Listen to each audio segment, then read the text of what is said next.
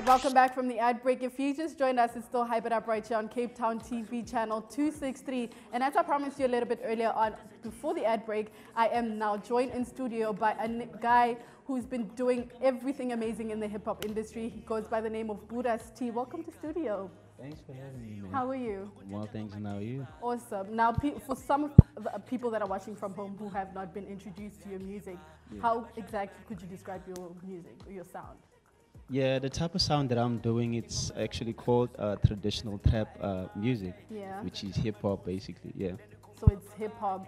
Now, where does the tradition come from? Is it more of a indigenous? Are you using your home language? Is that how you would put it? Yeah, I'm using my home language, which is closer. That involves the traditional, which is how we call it, amadlozi and some stuff. Yeah. Ah, so you're very spiritual in terms of how you put out your music. Exactly.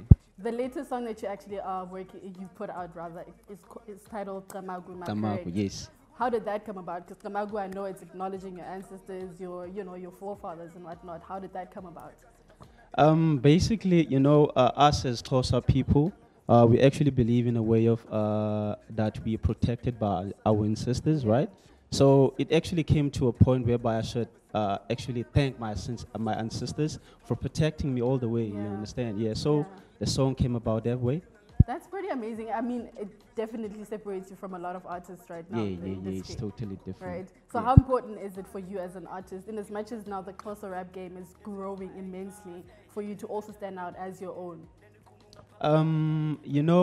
What I actually wanted to do is to do something very different from other hip hop artists, you understand? So it actually works for me a lot because of I'm getting recognition because of the difference that I'm doing in the hip hop game, you understand? Because it's actually different from what other artists are doing. Definitely. I mean, it's the first time I hear of something this specific in terms of hip hop in the industry right now. So how long have you been in the industry, and how long did it take you to actually transition from where you started into actually acknowledging that, listen, this is my sound and this is how I'm going to choose to stand out as an artist?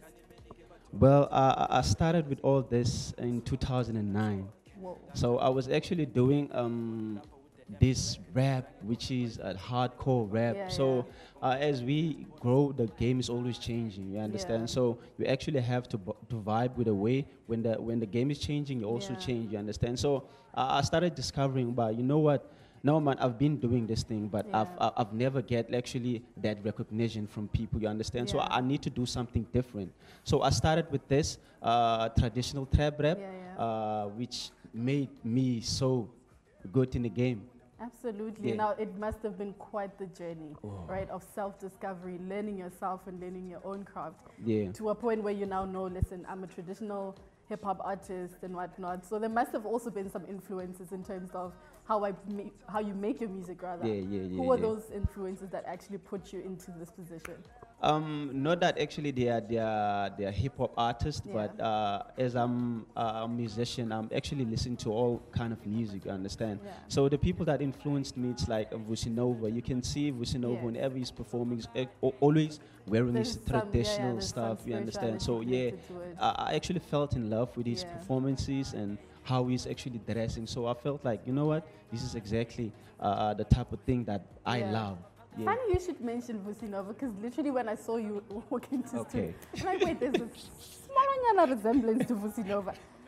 Is that because of that, or is it just because of No, it's not because of that. And you're not the first one saying I'm looking like Vusinova. That's why I said, I'm like, no, you look familiar, but then I'm like, nah, let me not, it's one thing to familiarize someone with someone, but especially with artists, you can't just be like, oh, you look like someone else, or you sound like someone else. You want to be like, this is Bhudastee, and just see me as that. You know what I mean? So what exactly have you been working on that people can look forward to?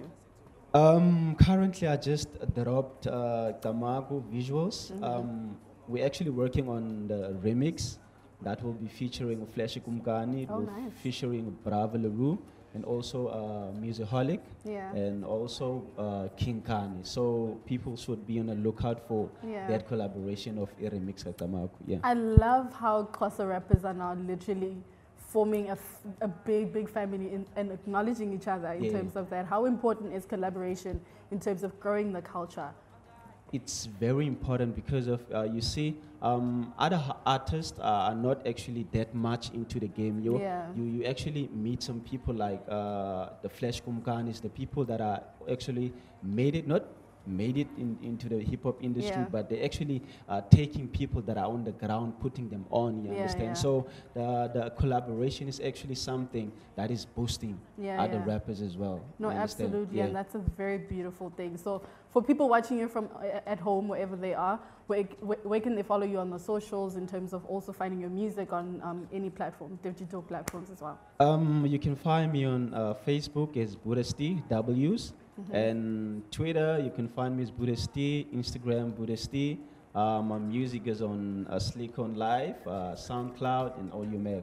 Yes. An absolute pleasure having you in the studio. Thank you so much. Me. Also, make sure you look out for his performance a little bit later on in the show. For now, we're going to take you to our #2 music video from the top 5 music videos of the week. Enjoy.